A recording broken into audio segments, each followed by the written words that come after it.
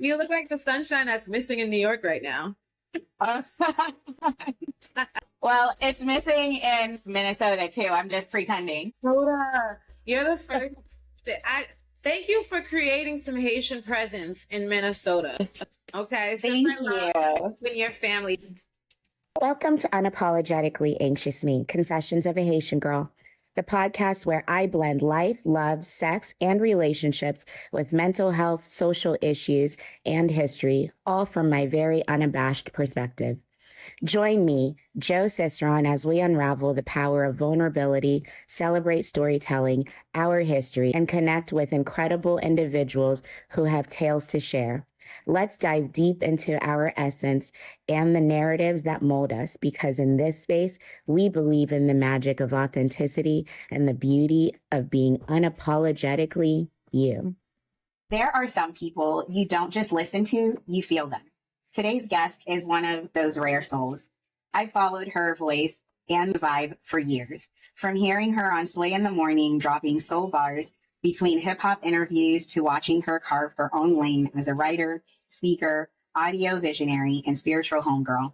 She's a Scorpio with, to reference her, Negroni energy, Deepak Chopra wisdom, and Drake level vulnerability.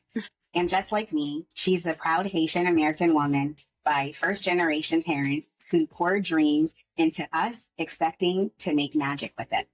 She's the proud creator of She's Beauty and the Beast, a revolutionary audio vision board series rooted in emotional empowerment. She's shown up for the culture, especially for Black and brown women, with an honesty that is so rare in this industry.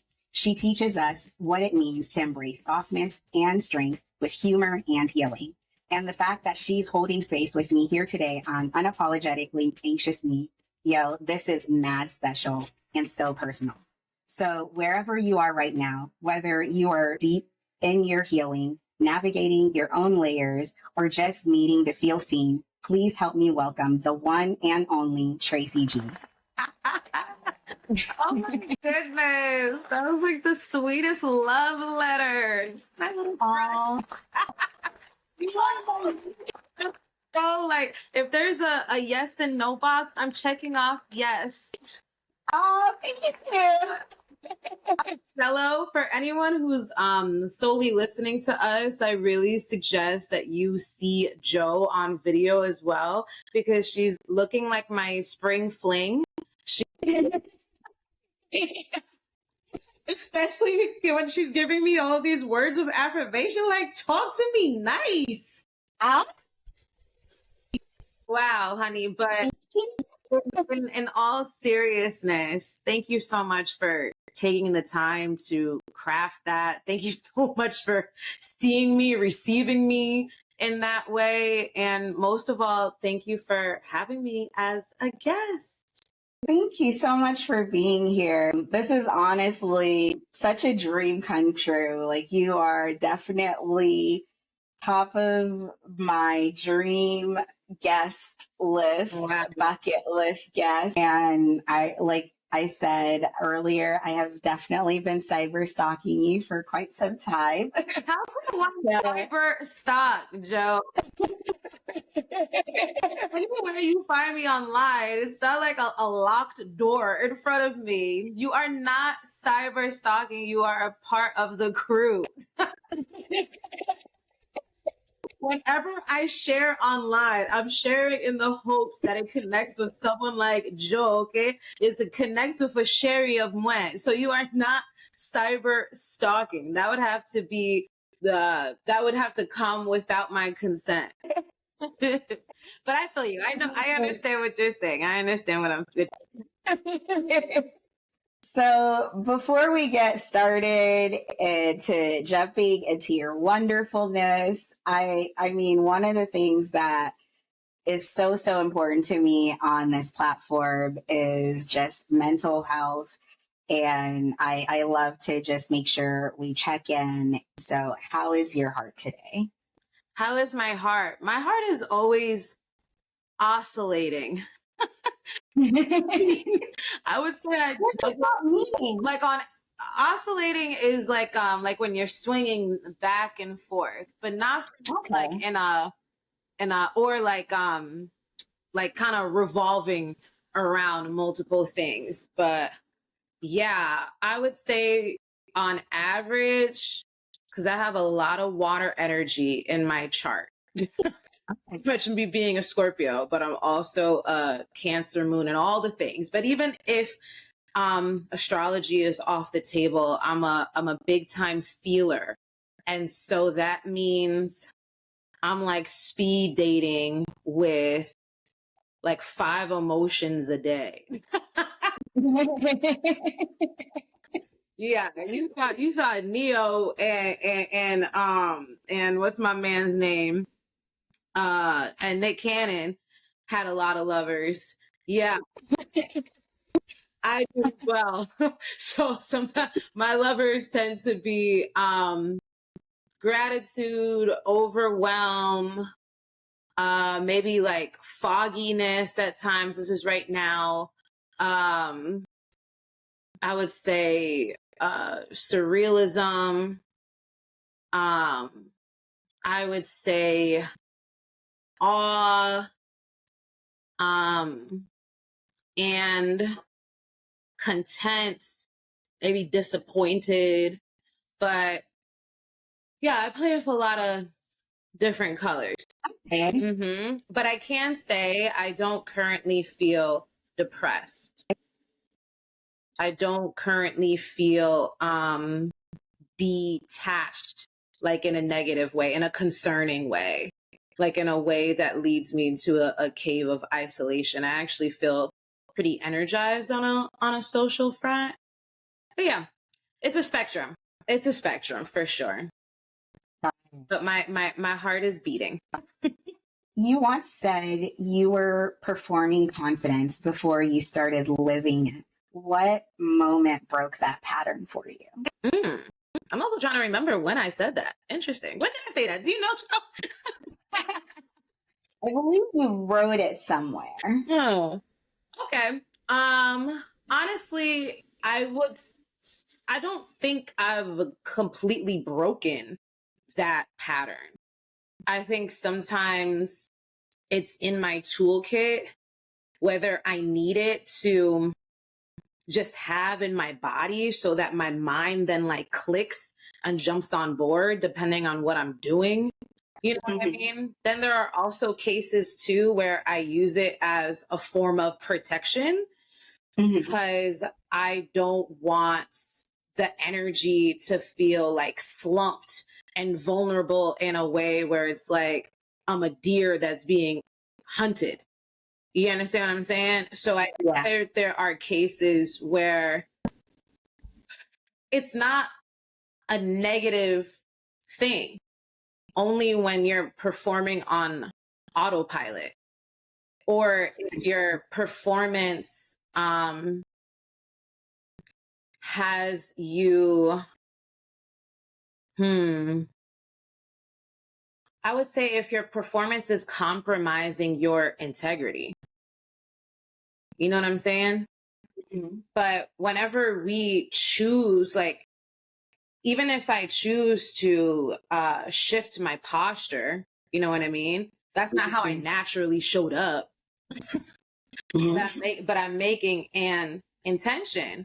And sometimes I have to utilize like my body, which can be in some cases the easiest to dictate. And then that will allow my mind to be like, okay, cool. This is where we're at with it. You know what I'm saying? Yeah. So it's like paying attention to the sound of my voice, because if I wake up and my like mental forecast is really cloudy, but remember I work on a morning show. Yeah. Essentially, it's like being a professional optimist, extrovert. Yeah. So it's like, what are we going to do?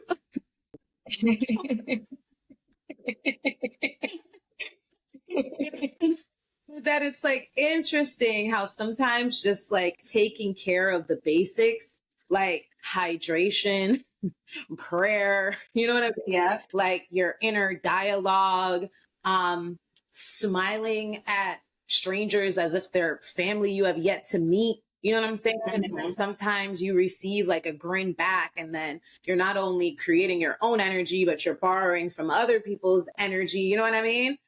And it can replenish you of sorts. Yeah, so I would say that. And then there are times where it really feels like for a period of time I had to put my best foot forward, but I really just wanted to hide. After that, I will go to my home, to my bedroom, to my sheets, and I will hide. And I will,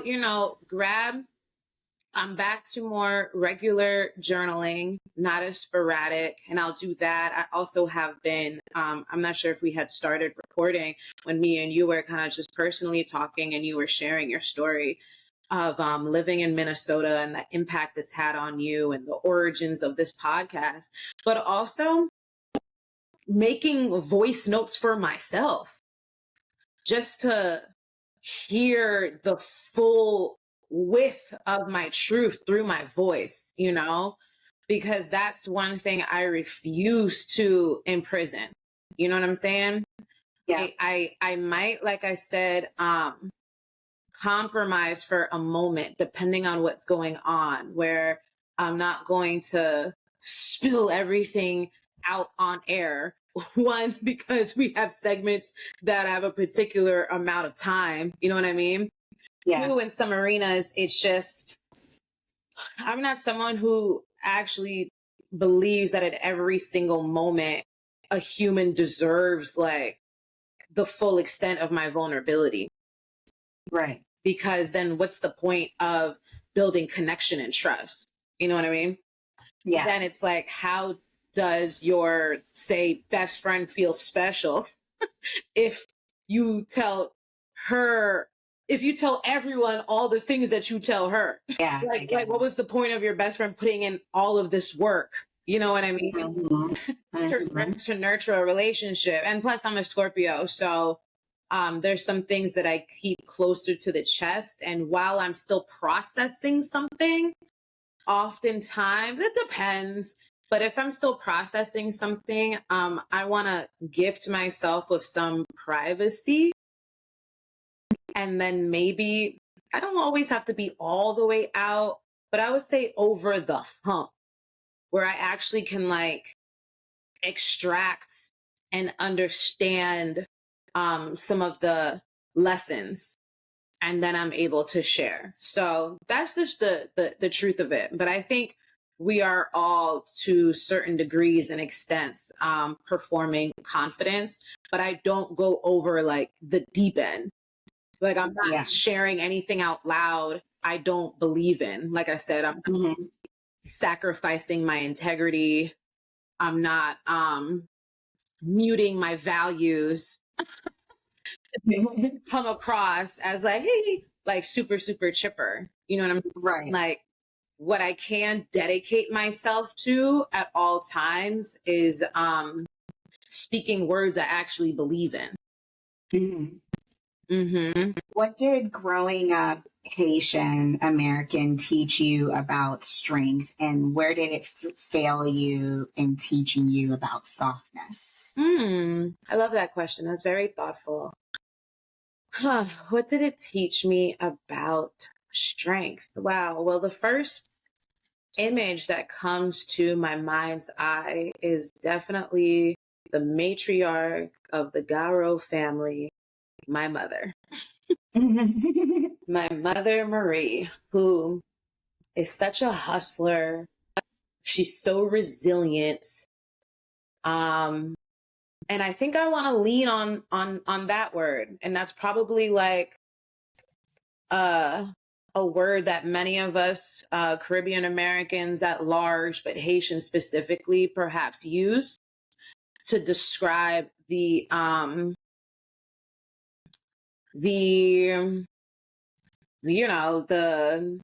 adjective, the feeling that we witnessed and then now are deploying ourselves.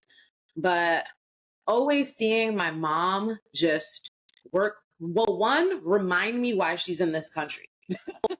Like she didn't like this wasn't for a vacation that extended into something else. You know what I mean? Like my mom also did not come here like chasing love. Like very much came here for career opportunity. You know what I'm saying? And hearing that and knowing that I'm a byproduct of that, she sees it as a success to have my mom. She's retired now, but she was a registered nurse. And when I was younger, I saw my mom doing all of the studying and then, gaining all of the credentials and graduating and all of the things while also being a mom and also reminding me that I was just like 2 generations away of living in the quote unquote jungles of Haiti because my mom was on the countryside, It's a really interesting clash when I think about her upbringing versus my upbringing, but also through my mother and my dad, who is such a G. And my dad has been, he's a true, like, what do we call this? Girl dad, like one of the greatest compliments I've ever received in my life from my father is him one time sharing with me, although as a dad, you can't help it. Prior to becoming a dad, if that's a path you pursue parenthood, but he couldn't help it. He was imagining having a son and all of the things that he would do with a son, He's not one of those dudes where when they have like the sex reveal and it's like pink balloons, they huff and puff. My dad ended up with 3 girls. I get it. Right. Not at all. But he told me like everything that he dreamed of doing with his son, he has been able to do it with me. Except there's been like so much more like delightful surprises that come with it happening with his daughter. And he was like, there's literally nothing that you and I can't experience that I would have experienced solely if a son. And I don't know, I really, really love that. But both my mom and my dad, I remember finding out what went down in 1804 from my parents. And I want to say this was when I was in maybe high school or something. And it was just so perplexing to me that I had heard like bits and pieces of Haitian history within like the global, quote unquote, global history that I was learning in school. But when my parents were able to tie back our lineage to Toussaint and Haiti becoming the first Black republic and understanding like that blood, even if it's a millimeter of it, that blood also resides within me, right? Mm-hmm. And it's like, whoever is against us, it doesn't matter like the number of resources they may have. It doesn't matter their strengths. It doesn't matter how big their community is, blah, blah, blah.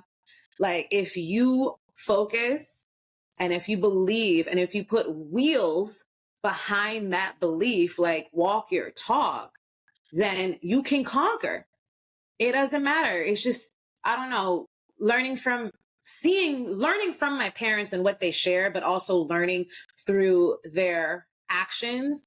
It's just, Haitians are the greatest. Haiti is the greatest underdog tale of them all. And I take that very seriously. And, being a millennial, I remember, and I'm sure you remember too, Joe, when saying you were Haitian out loud wasn't received with the open arms as it was now. No, it was there. It wasn't. You said you were Haitian and you were given, reverence at all, or even cured. Like I remember all of those looks, and I just thought folks were crazy. I thought the outside world was really crazy. Had like a mental condition. It was wild. Yeah, but at the same time, I gotta say, it's two sides of the same coin, because my parents, maybe they didn't realize this. I think this was unintentional. I'll say this is unintentional, but it's like my efforts as their child are a reflection of them. And they are a reflection of if this move to America was successful. You know what I mean?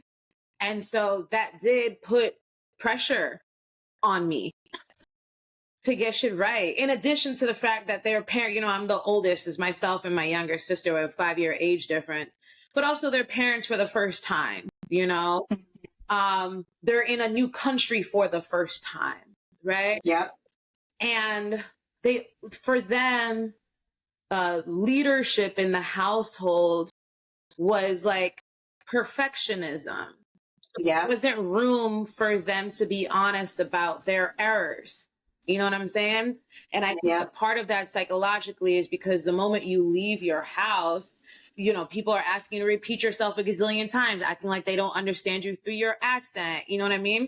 Minimizing your value here, blah, blah, blah, blah, blah. So for my mom's case, you have racism, you have sexism, you have, you know, xenophobia, like all of the things. And so when you come into your house, it's like the one place you can feel a sense of superiority when the world is making you feel inferior is through parenting.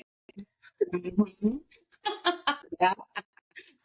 And my mom, it's so funny because like in some ways I'm living like my mom's greatest nightmare, and then in other ways I'm like the dream she never wanted to wake up from. And I say that because she actually was always talking to me about my voice. Yeah. You know, very specifically the words that were gonna be tumbling out of my voice, but also like the texture of my voice, like speaking up and out. You know what I mean? Like never like cowering, none of that. And when you nurture a young woman in that way, especially one who I would say I was very precocious, like I didn't have the language for it, but I did believe in some way that this wasn't my first human experience. a lot of my upbringing, I felt like an adult that had to be a spy and like, I don't know, contort herself to be in a child's body. So, and the two sides to the coin is that my mom, she was raising this very autonomous, liberated, you know, speak up for everything. But when I use that with her, it's like, hold up. Oh my goodness. Yeah. And it's interesting because I, like you, because we're both coming from journalism. And so, you know, we have at times an insatiable curiosity. Yeah. For understanding why someone is the way they are, like their spiritual DNA of sorts. So when oh my goodness, I would direct that to my mom, and this will tie into the softness part. I mean, I would say my dad too. They when I was younger, looked at my questions as interrogations. Yeah. Whoa, we lived the same life. And I'm just, my parents were literally worried I was going to grow up and get like murdered, especially going into this career. I'm just like, dog, like, I just want to get to know you. Like, like, how are you asking these adult questions? You can't ask people these things. It was adult questions. I'm just like, there's more to you than motherhood or fatherhood. Like, we're not the same age. Y'all have literally lived a couple decades before I was ever a thought. So just tell me a couple things. And so I don't know. I think for that gave me, going back to maybe the performing confidence thing, that might be a part of it, perhaps, because I think what was displayed so much was a bit of a, I don't want to, actually, no, I take that back. I don't want to say a wall, but I think what was missing in the softness is, to be suspicious of those who are asking you a lot of questions. Yeah. And perhaps for my parents, I can't speak on behalf of them. I'll actually have to confirm this with them. But my own theory is that, one, the both of them were questioned. And I say questioned, meaning second guessed, when it came to coming to this country and the plans that they had. You know what I'm saying? And then questioned in terms of like your presence. Like your voice, your skills, all the things here. So I think perhaps my parents were just exhausted. Questions, and didn't realize that that can be used just to love you deeper. To love you fuller, not as a means of measuring your worth. Like, I'm going to wait for you to answer this the right way, so then I can determine if we should continue this conversation. Right. Yeah. So I'm glad that you asked that. That made me think about a lot of stuff. It definitely made me feel less weird. Yeah, it's a, I don't want to say it is a one of a kind experience. There's similar ones. But everyone's culture is their culture. Right.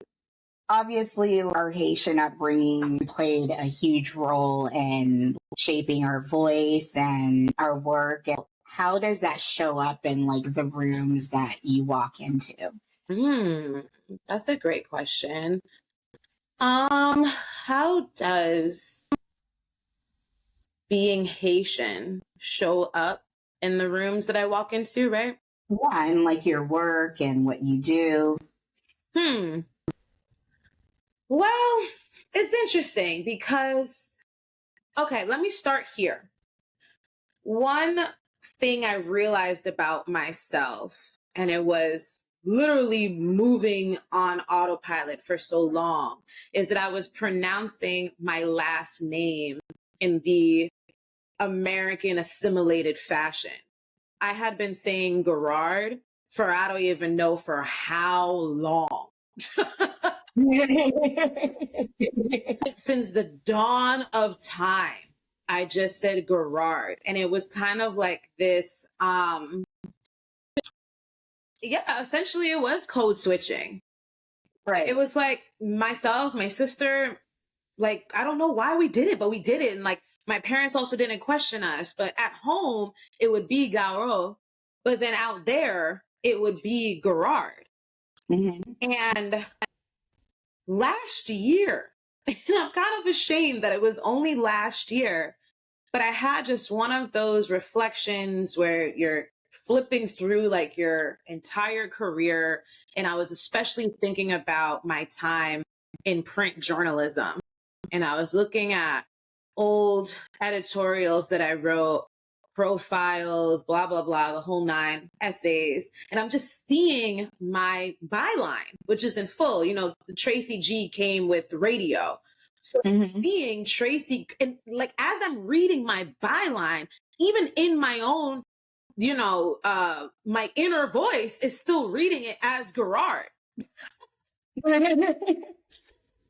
And so I have reclaimed my last name. And so I am still in practice, because sometimes if you think about 30 plus years of saying something, it's not going to take, a couple months and then I get it out of me. But I'm currently in practice when I am entering rooms with beginning by saying Tracy Garo. Tracy Garo, because that also leaves room for conversation about my heritage, my lineage, the things. I also have a tattoo right on my collarbone that is etched 1804. Oh, nice. And I purposely put that there because during the summer, when we start shedding all of our winter clothes, blah, blah, blah, I wanted to have a conversation starter on my body.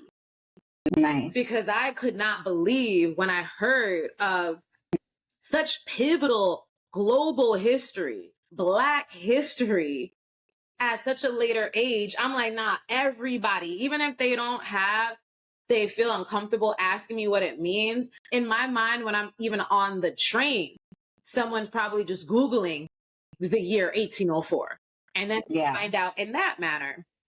Then, of course, with radio on Sway in the Morning, we have listeners from all over the United States, all over the globe. Yes. The other day, we had Ryan Coogler on the show, and one of our listeners, I can't recall his name, but he was asking about that final scene in the first Black Panther,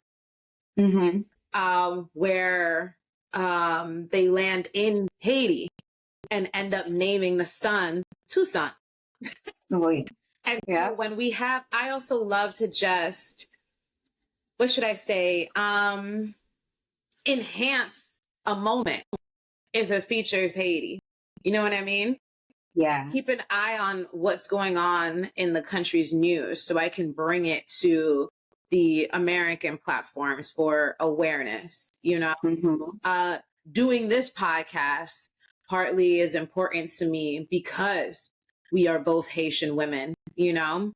Also being able to support other Haitian creatives, even if it's just by being in conversation, you know, even if it's really just giving a hug, depending on what time. But I think that's important as well. Throughout many of my socials, I have my Haitian flag up there too, you know, in my profile, just to show that level of pride, because that history of Haiti being the first Black republic was purposely concealed from the slaves here. Exactly. Because, you know, these monsters didn't want to take a risk of any of their, you know, their slaves at the time, enslaved people, feeling, getting a whiff of hope. You know what I mean? Let alone being empowered, let alone like galvanizing and starting a revolution early.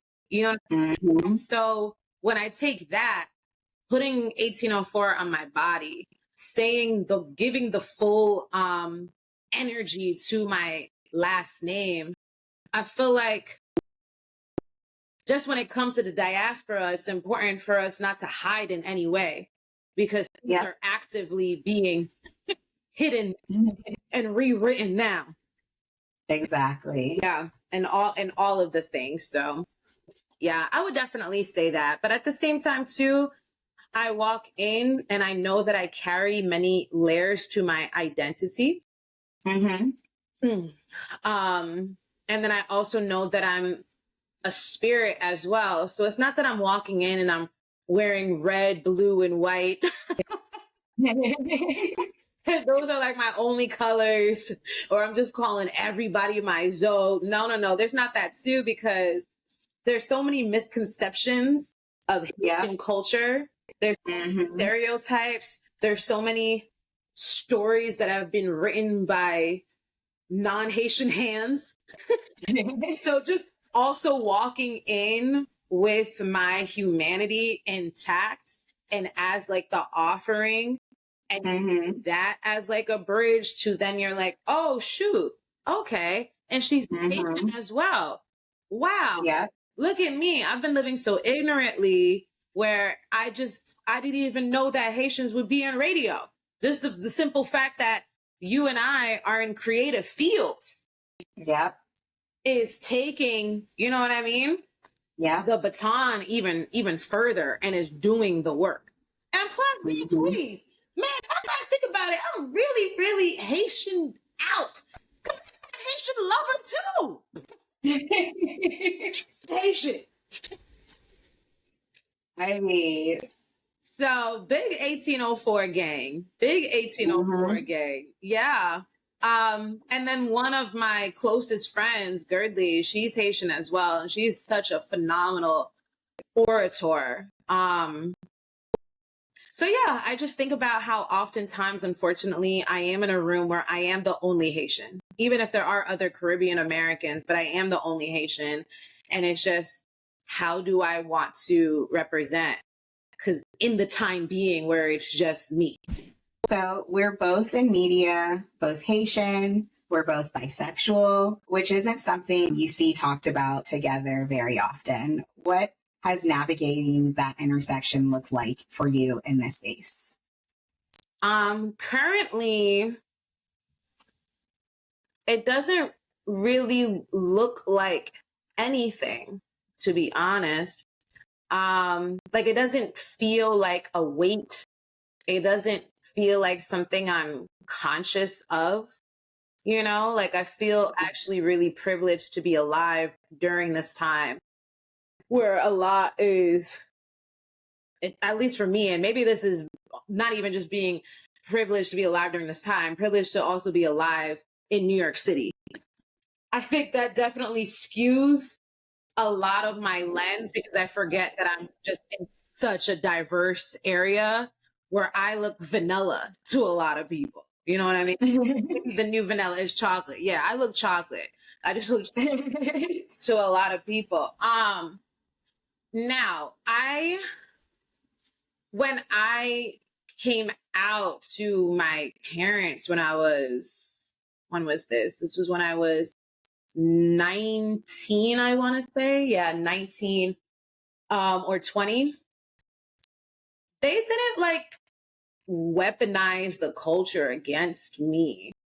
They were obviously like old fashioned and more like walk on a straight and narrow line, but they didn't make it. So they were very like confused. And I remember my mom like asking me if that meant I was a sex worker.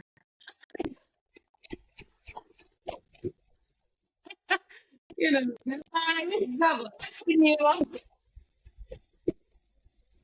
Yeah, so I had to update them, right? It's not only they're my teachers, but I'm their teacher as well, and that's fine. Class is in session, but they didn't like make it seem as if I was like staining the family name.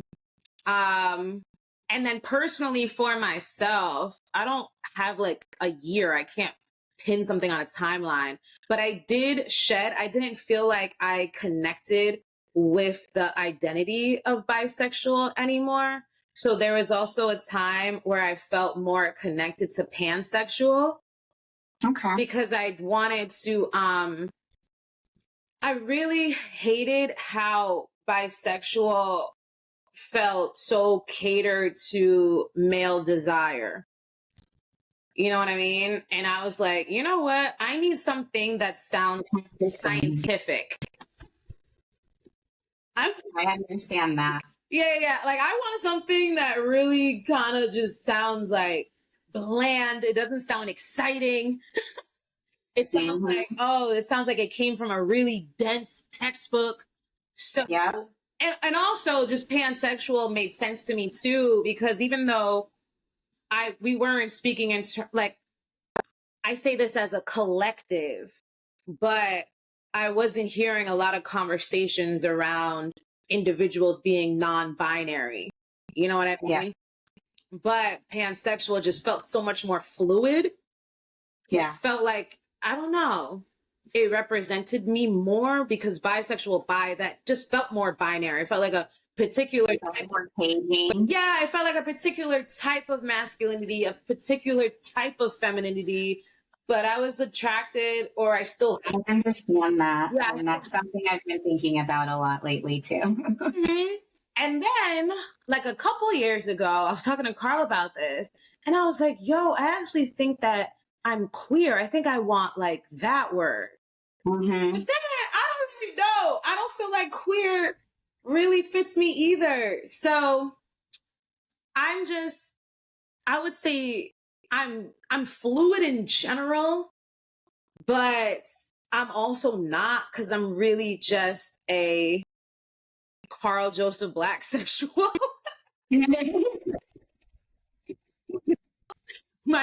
As corny as that is, and sometimes I will say it is annoying that my my choice in partnership is also reflective of the patriarchy's choice for me. Of like the heteronormative, like that's so annoying to me because I'm such a rebel with a cause, you know. I love to go against the grain, but going back to that performing confidence, you have to check yourself. I don't want to just be a contrarian for the sake of being contrarian. It still has to be authentic. I totally understand that. Yes. I've been married to my husband for 11 years.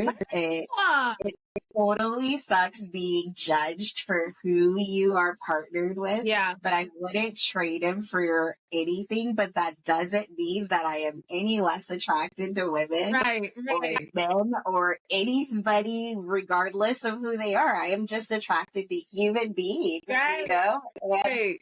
And that is it, you know? And I think that sucks to have to put a label on it or to have to explain that. I think that's a very rigid way of having to think or even having to even put yourself in that position. It shouldn't be like that. Absolutely. I completely agree. Just like we were just discussing, even some of the words that have like energy, I'm just like, although yes, when I look at it on paper, it does fit me, but there's something about this word that's just, I don't know. It's even like when you think about I could spell Tracy with an EY, but that's not my jam. Right. And it's Tracy. It's Tracy Traci. That has a whole different energy than the Y. You know what I mean? And my mom was just like, yeah, she's just a Tracy. You know what I'm saying? So it's interesting how even language has like a heartbeat. You know what I mean? Is alive, has its own energy. But I do at times remind my parents, if I do become a mother, that I would, in whatever way it comes up, like my child is never going to think that I'm just heterosexual before I met your dad. Because that is like a core difference in what would be my parenting style, is that in order for me to honor my personhood, I actually do require that my child understand that I am more than a mom.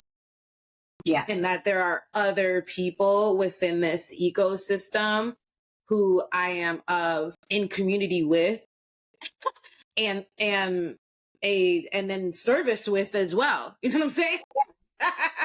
And that's very possible. I am a mom of 2, 8, and 11, and they do know that. They are well aware that their mother has layers.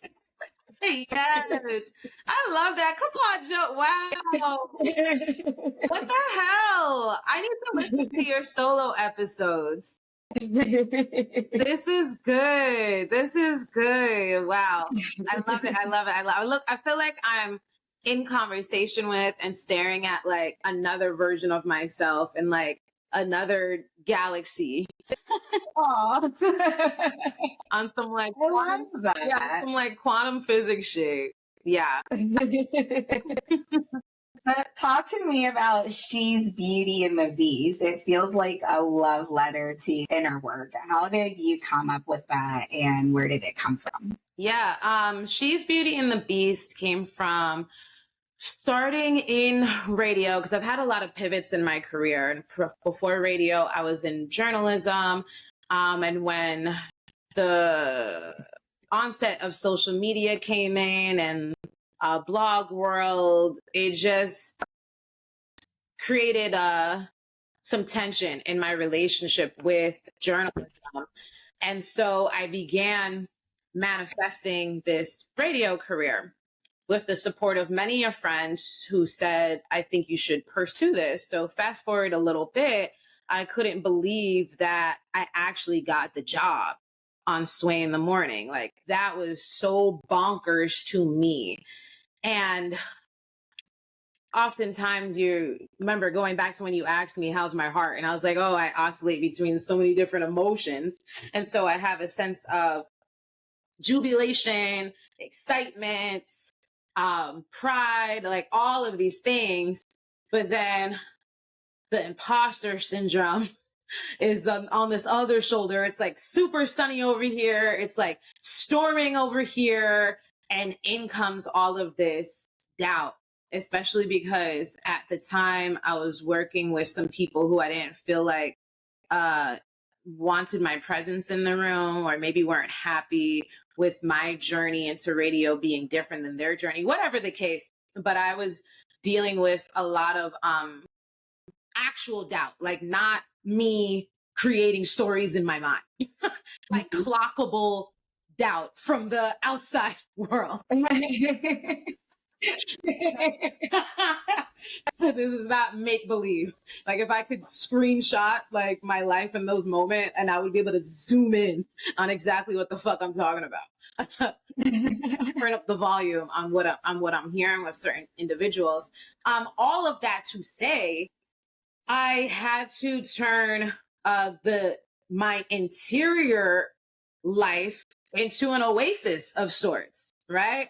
And I had learned to do that through affirmations. And I remember Joel Osteen, and for anyone who's unfamiliar, Joel Osteen is one of the most popular and successful, like, pastors of all, no, pastors only for Catholicism, if I'm not mistaken. Let's say church leader. I just know he's like a very like evangelist type of person. He's a church leader. He's a church leader. Yeah. He has a mega church, all the things. Yeah, TV pastor. Yeah. But I mean, a lot of churches will have their services like aired. So I don't want to like take away from it at all and saying a TV pastor, but he's had a lot of success. He's connected with a lot of people. There is a Joel Osteen channel on Sirius XM. Now, a decade ago, I was very judgmental of Joel Osteen, like literally just completely off of his surface. He was just smiling all the time. And I looked at it so suspiciously. But then I realized, damn happy.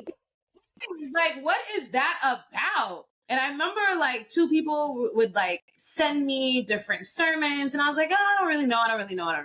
But then one day I'm like looking at myself in the mirror, and I was like, bitch, like maybe you need to go understand why he's smiling so much, because you could use a smile. And so I listened. Go to the smile shop, bruh, and go see if he's selling smiles, because you need.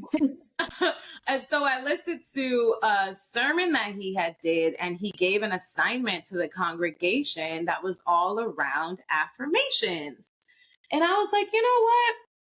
I should do this. Like, I need to be deliberate in my choice of words and how I speak to myself, because part of why like I was doubting myself is because I was consuming so many voices that it confused my own. You know what I'm saying? And it's like you have to get really familiar with your own voice in order to trust who to listen to. Because if I only hear my voice once, like say you and I right here, right? This is our first time being in conversation. So if you were to call me even tomorrow and be like, yo, Trace, what's up? How you doing? What's the first thing I'm going to say? I'm going to say, wait, who's this? Like, cause I haven't heard you enough. Right. And when it comes to us, it's like that can impede on our intuition when we haven't heard our voice enough, because then we have to pause and be like, who the hell is this? Anyways. And as a writer, I took this affirmation assignment very seriously. So I was like, okay, let me write some shit to myself. And then also being a long time lover of psychology and being in the music industry and understanding the power of repetition from like a chorus, you know what I'm saying? I'm like, oh, let me record these and like kind of prescribe my own hypnosis of sorts, right? So it was just for me. And every morning I would essentially reprogram my mind and at that time when I was at Sirius, I don't know, something happened. So I went into the hallway and I was like, I'm gonna listen to my affirmations for a second. And I plugged my headphones. One of the hallways at Sirius is lined up with all of these computers, and I didn't have a laptop with me at that time. So I would listen sometimes on the shared computers. Yo, Joe, let me tell you, I'm listening to my affirmations, and people are past me and they looking at me a certain way. And I'm like, what is wrong? See, this is why I gotta listen to this louder. Because looking at me in some way, honey, I didn't realize that my headphones were not fully plugged in. So they were blasting on the speakers as well. And that was so mortifying. I'm not someone that's swift to embarrassment, but at that time I was mortified because it just felt like, I don't know, just, so vulnerable, and then maybe like a little like weird too, because this was before wellness went pop. You know what I'm saying? It's just like, ugh, like, wow, I just felt very naked. But a friend of mine who worked at Sirius at the time, he got an earful of it as well and told me, I ain't gonna hold you, dog. Like, I know you feel embarrassed, but I like what you was writing and I like your voice. And we had a conversation, and in that conversation, I was reminded that the antidote to shame in a lot of cases is sharing, and sharing in whatever type of dose, whether it's sharing with one friend or whether what I decided to do was share publicly with other women who may have been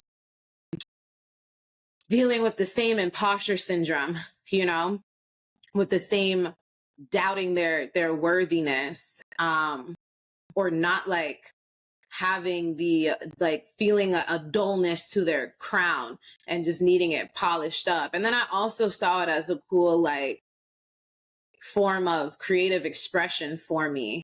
So I said, you know what?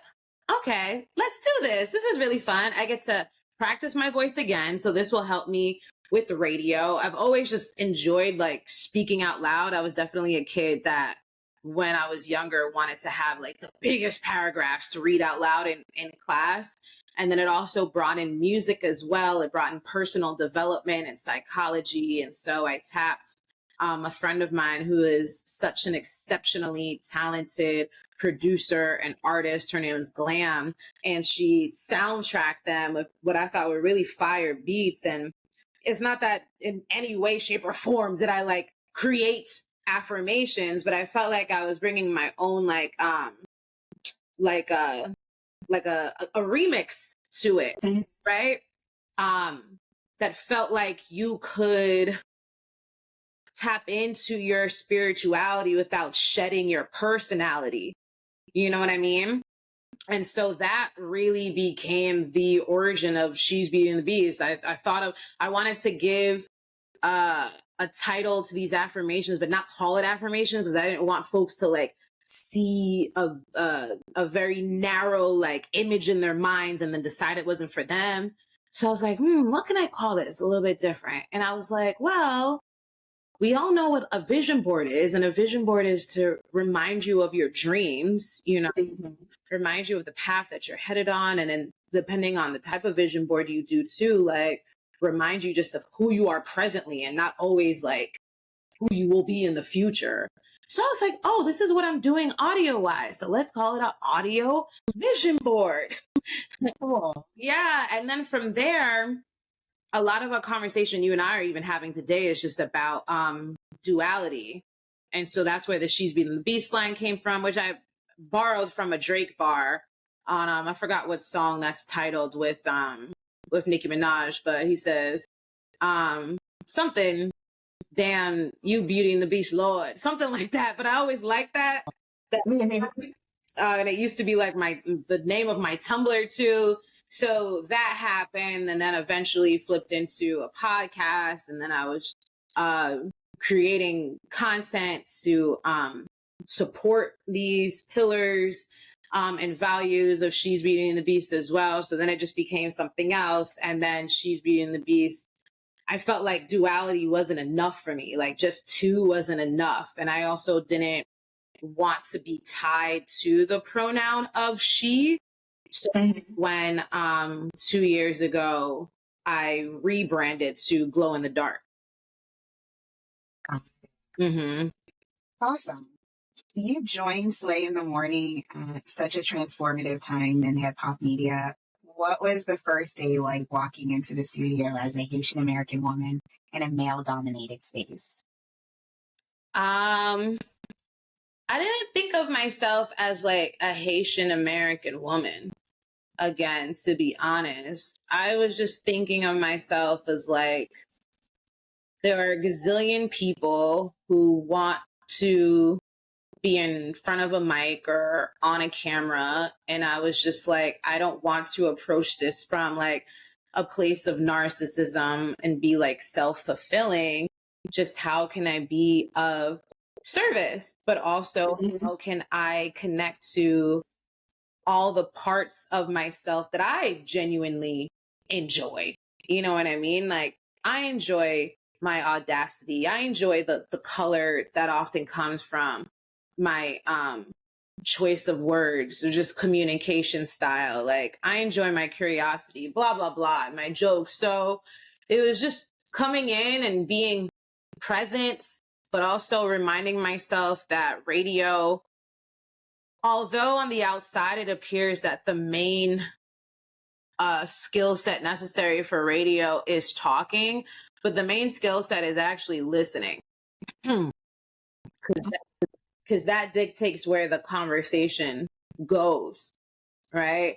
And it allows whatever like agenda you may have to be like malleable, because we have to like leave room for the magic. So coming in, I definitely was nervous because I auditioned for the job, and I had waited like a year to audition too.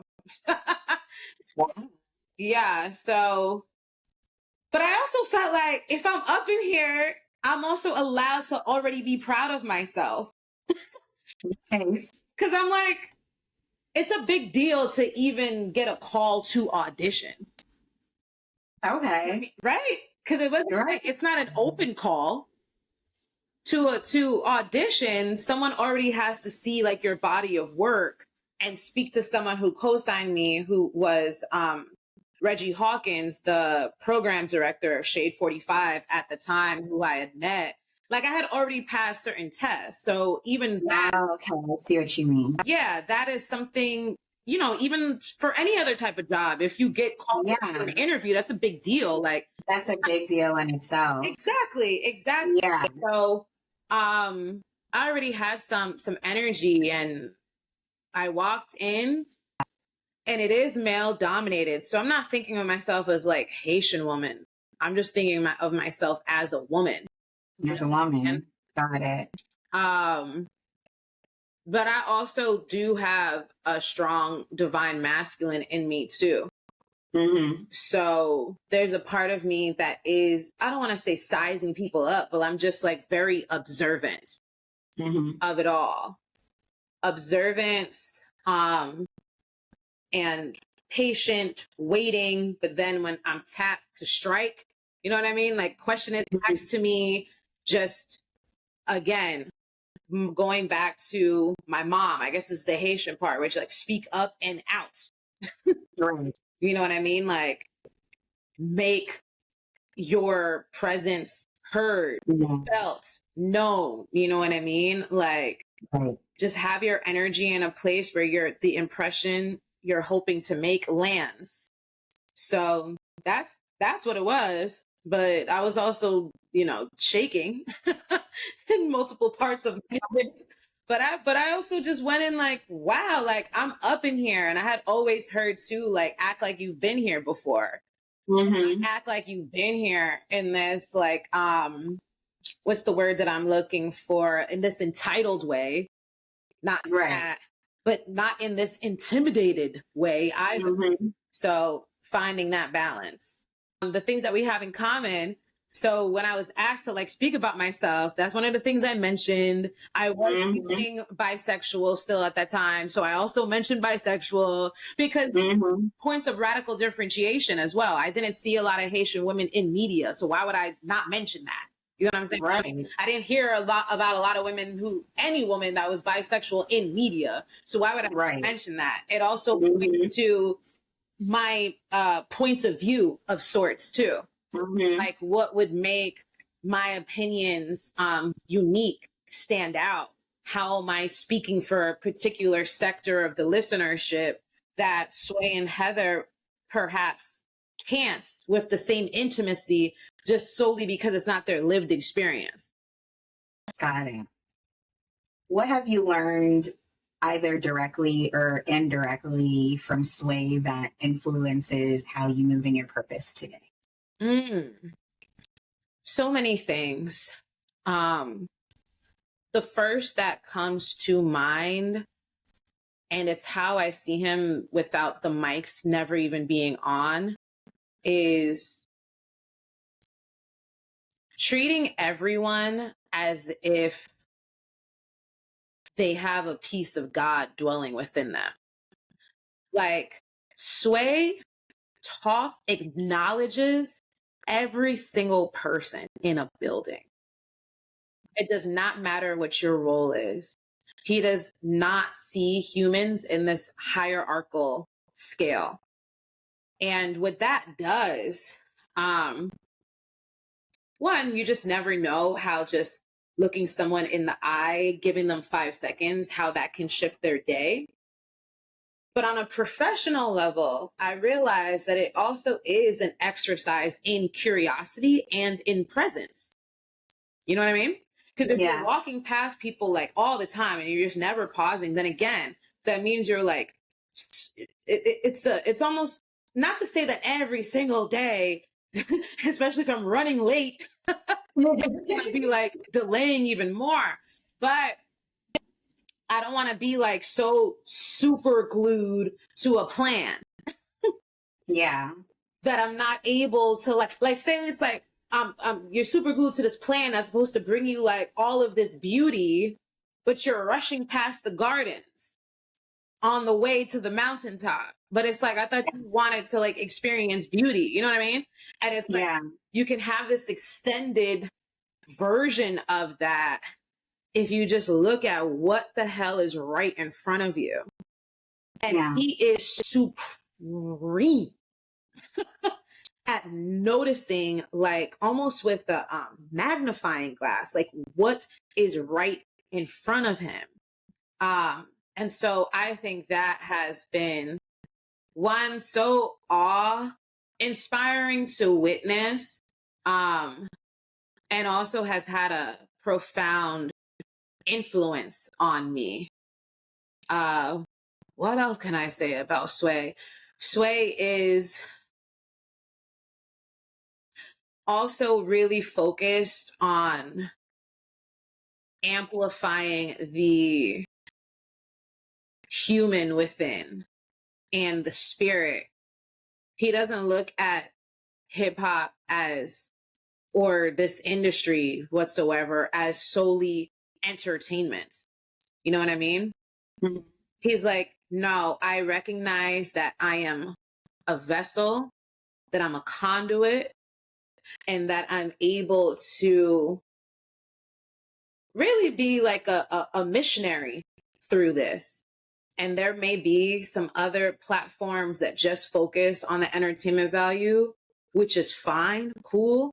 There may be some other platforms that want to highlight everything that's salacious, whatever. Hey, it's a big world. Everyone's able to find their footing the way they can. But for Sway, it's how can I make this more holistic? Every time he's on the mic, and he's said this so many times, it's like he understands that there's power behind this mic. He's not speaking just so he can hear his own voice. You know what I mean? It's how can I be of service? How can I inspire? How can I educate? How can I entertain as well? And also, how can I evolve with the people? You know, the show is very different now than it was when I first started. It's swelling with like emotional intelligence.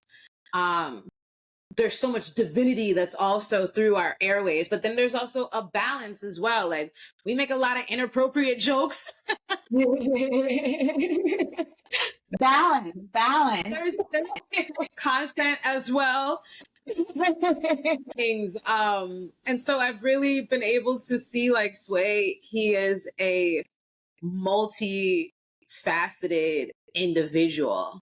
And that he's been able to translate that on the airwaves as well, which I think is really, really great to see.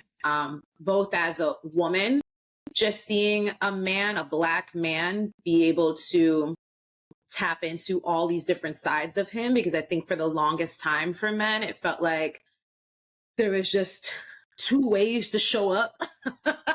Yeah. You know what I mean? And that's it.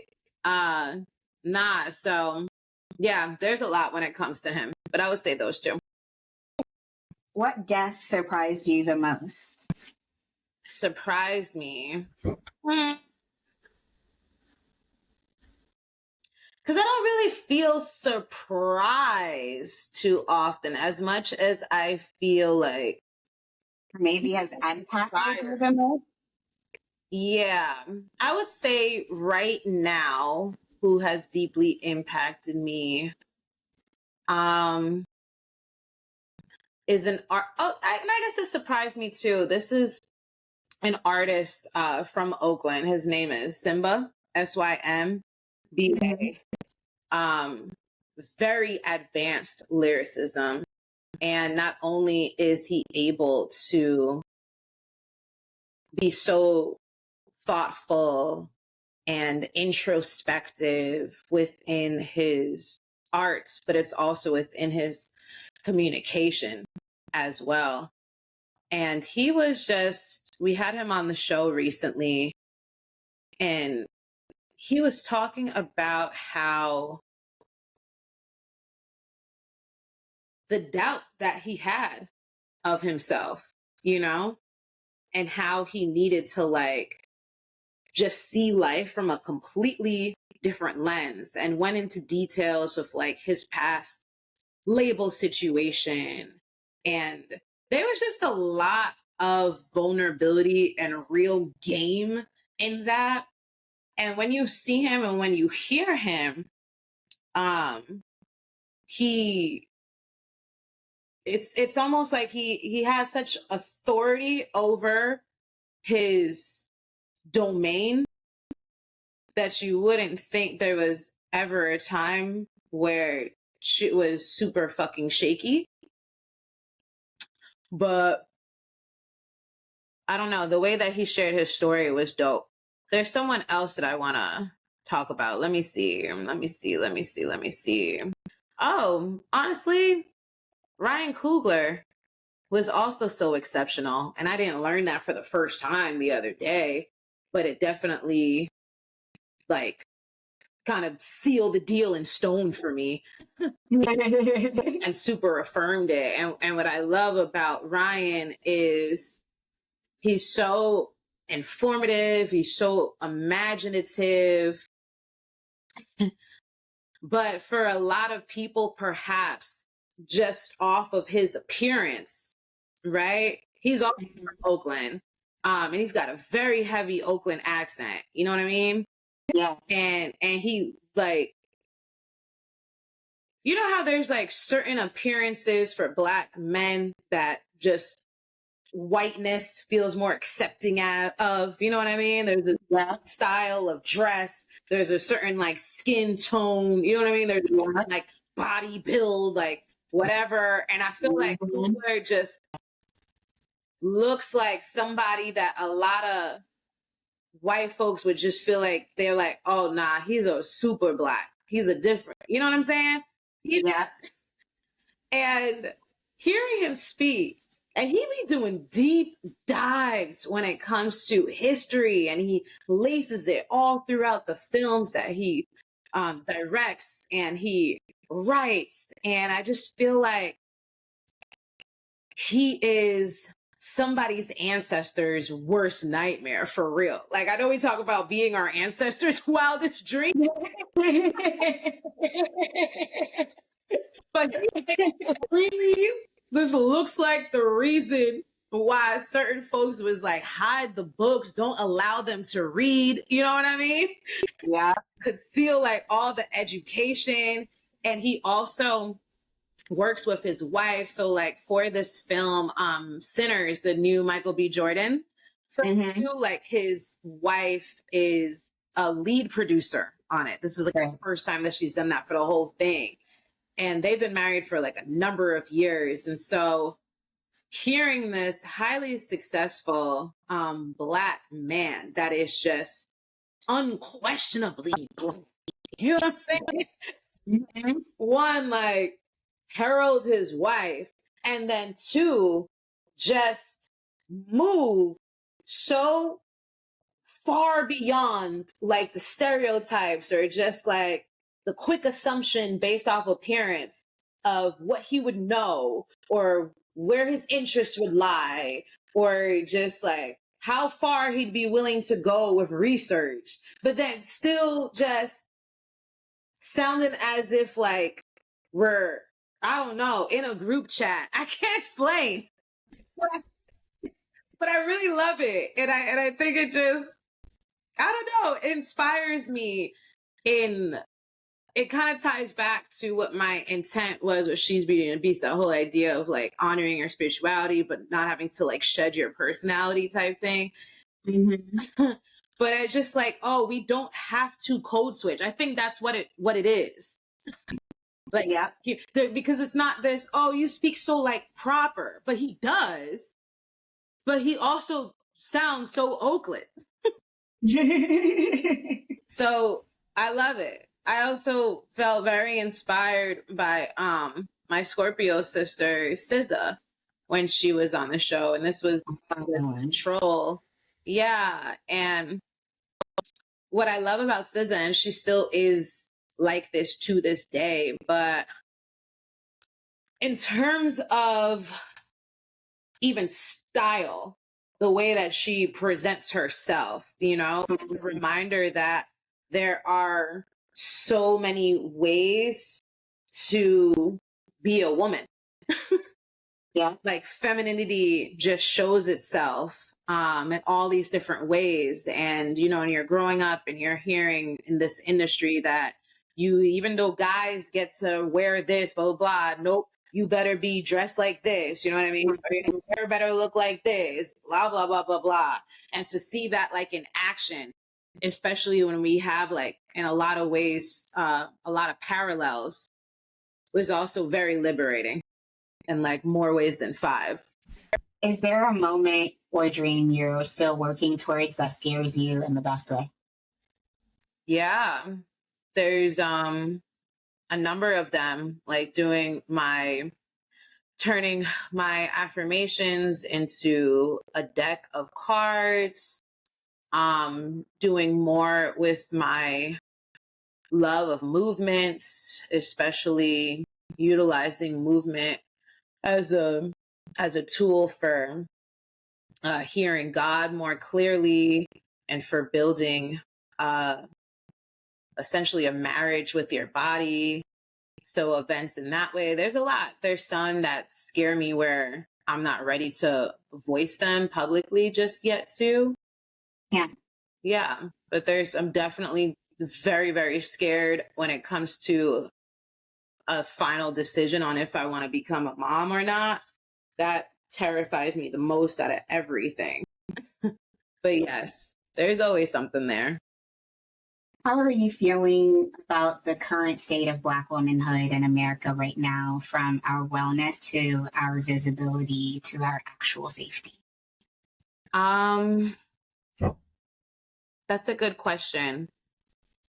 And that often shifts depending on what day it is. I will say wellness, safety, and what was the third one? to our visibility. And visibility, I think we as a Black woman collective are so much more inclusive and nurturing and protective of each other than any other time before. I think we're pouring into each other on various mediums, whether it's online, through social media, through podcasts, through events, in-person events as well, even through our conversations around friendship. I've never seen so many conversations on how to maintain, repair friendships. I think about our visibility in the fiction space, when it comes to books. There are so many Black authors, Black female authors that are shining and becoming New York Times bestselling authors, and they didn't have to be like content creators before that. Like myself, my mom, and my sister were reading a book called The Davenports. The author's name escapes me, but it's a Black woman's debut in the novel space, and it's fantastic. And when I had gone to see her Instagram so I could give her some love, she has like I don't know, I want to say like under 10,000 followers or something, like she's not a content creator, but she's able to just put her work in this way. And when we catch wind of something that we like, we raise it, right? And I think that we create this like fortress of sorts for each other. At the same time, it's not this blind sorority either, where just because you are you're Black and you have ovaries, that means that we're just going to now end up in this like echo chamber of sorts. Like even just yesterday, I saw someone who, I won't say what I saw, but it needed to be clocked publicly, but it was clocked in a cute way. You know what I'm saying? But it had to be. So let me say, there's also accountability that's being had, and the outside world is always either going to be playing catch up or they're going to have to be told to shut up, right? That's part of it. But in my eyes, we're more connected than ever. Yeah. Black women, we have more access to each other than ever, and so I'm not worried, because the same way when it comes to how we move as individuals, and so much of this conversation has been about our own self-image, how we see ourselves, right? And that will transcend how anyone else sees us too. That's how I feel about the collective as well. I'm going to say 5 names, and you just tell me the first thing that comes to mind when I say them. Sure. Kanye West. Wow. Kanye West. What the first word that comes to just damn. Meg Thee Stallion. We need more of those fitness routines. Yeah. I love that. That's the first thing that comes to mind for Meg. Krishan Rock. What comes to mind? You don't need them. Please. Barack Obama. I love you. Come back. Mm-hmm. Kamala Harris. You're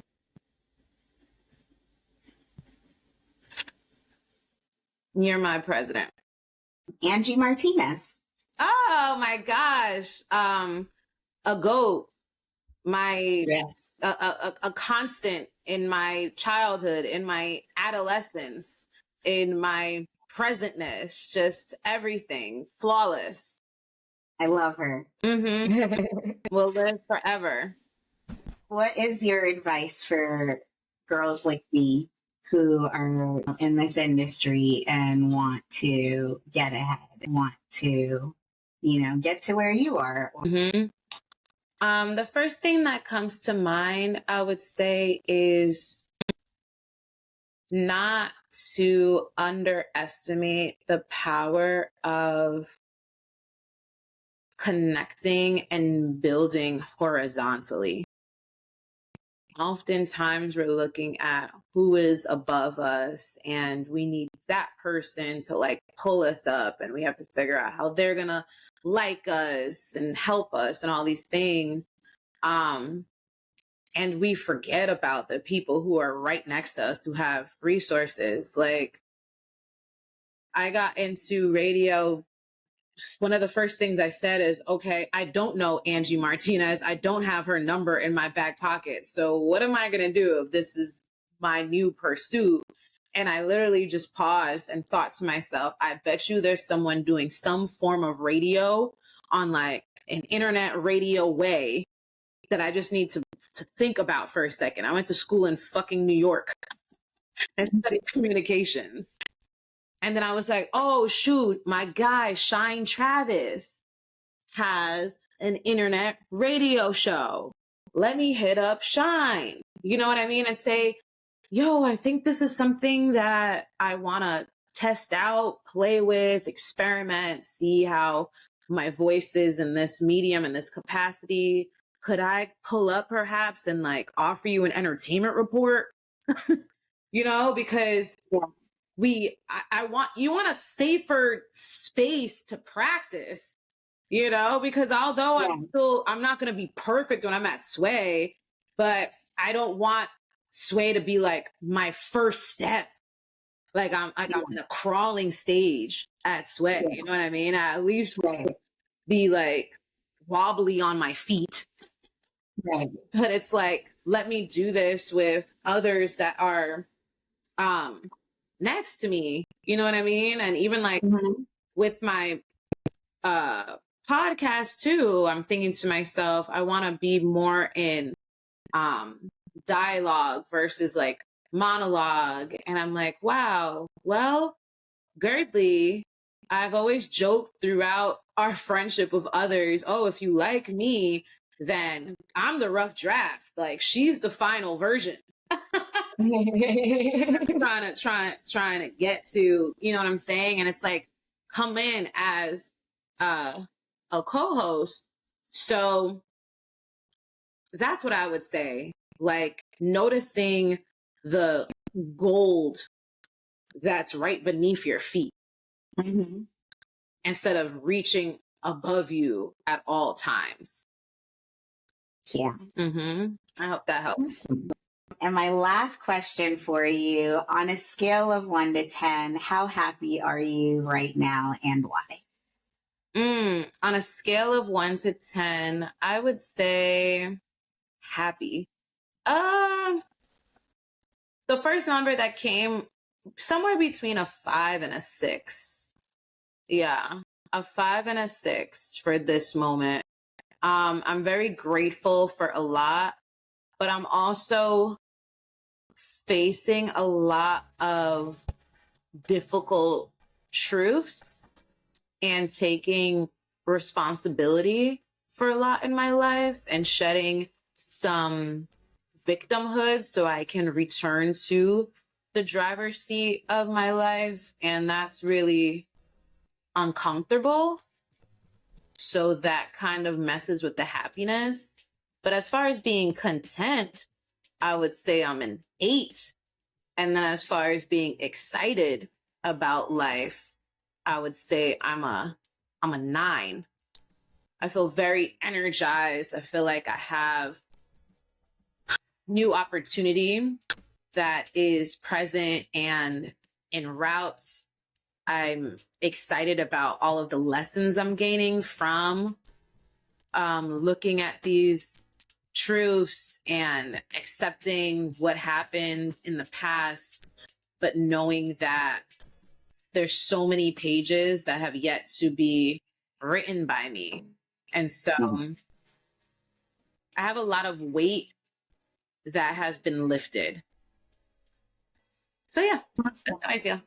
But I feel very, very uncomfortable in a lot of ways. So that's why, like, the happiness portion, I think happiness is very, like, fleeting, you know? But yeah. I get that. Mm-hmm. Happiness is fleeting. You're right. Yeah. Thank you so much for doing this, for being here. It was just such an honor to meet you, to talk to you and connect with you. Mutual feelings. Mutual. Yeah, I hope that I was able to bring a lot of value to this conversation. I hope this is useful to everyone that is listening, and small and whatever size ways. So this was so much great use of time. Thank you. Well, this has been another episode of Unapologetically Anxious Me, Confessions of a Haitian Girl with the one and only Tracy G. Until next time, bye.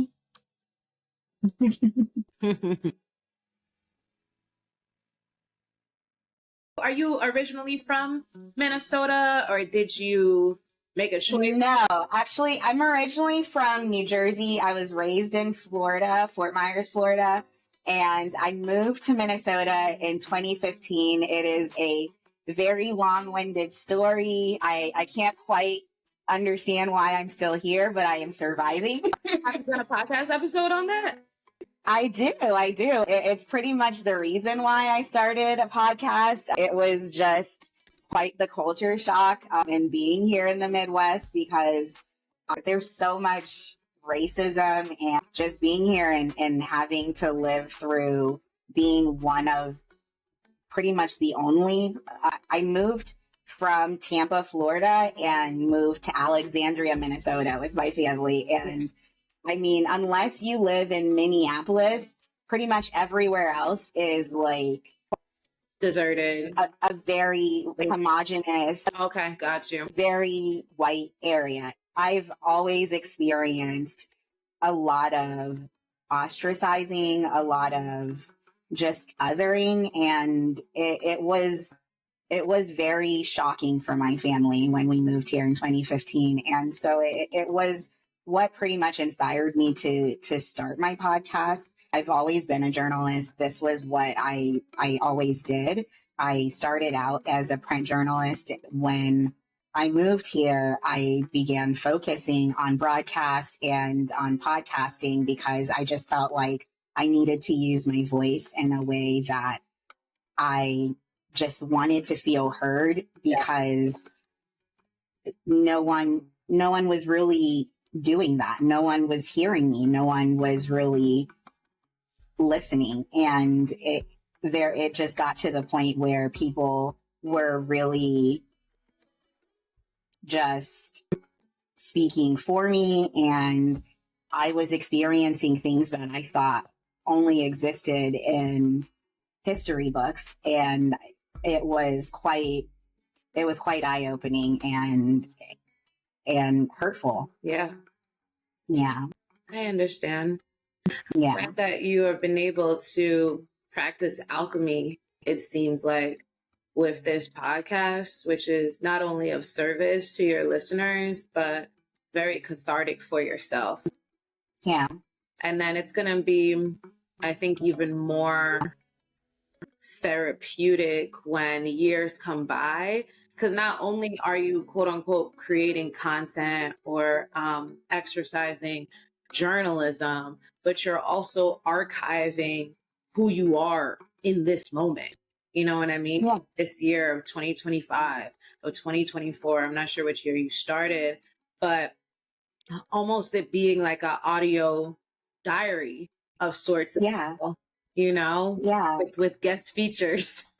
Yeah, absolutely. It's really just been such a learning experience, and something that I have really just grown to become so attached to, because I've realized that there's so much connection in vulnerability and storytelling, and just reaching out to people and learning through it. Mm-hmm. And I love that. Mm-hmm.